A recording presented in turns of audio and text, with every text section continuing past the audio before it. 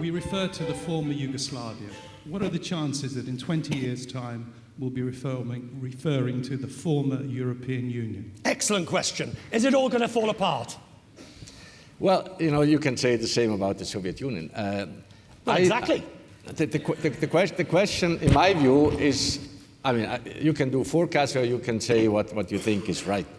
I'm a strong believer, and I say that as a Swiss who has worked in Europe for a long time, or in Germany for a long time. If we do not have a united Europe, we will not play a role on a global scale. We will have to accept what others are defining and determining for us.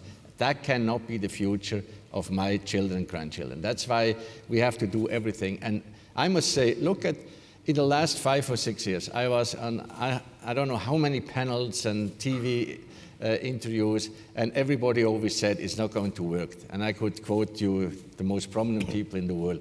I said, bet against that, and you will make more money.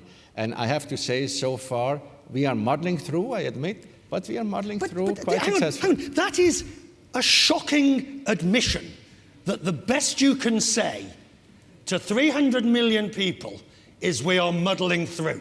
Yeah, but that's the truth. I mean, if someone had a clear picture to how to solve such a complex problem, he should stand up and send it to us. But, right. But we have to live, and we have to have the buying in of majorities, and that's much more difficult than some people think.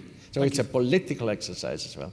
If you see it in historical terms, I think within 5 years we have done much more than we have done in 20 years before. Is that the optimal crisis management? No, we don't have a governance which allows that. I mean, if someone in Brussels speaks up about banking union, someone else in a country will immediately shout and say, we are against that. So we do not have a European governance. Okay, By the way, we have, just maybe more as anecdotal evidence, but there is no European sport. I mean, we are playing France against Germany, or there's one exception, that's the Ryder Cup, where Europe plays against the United States. But otherwise, we are not yet united in any way, and we have to come together if we want to play a role at eyes level with the other regions of the world.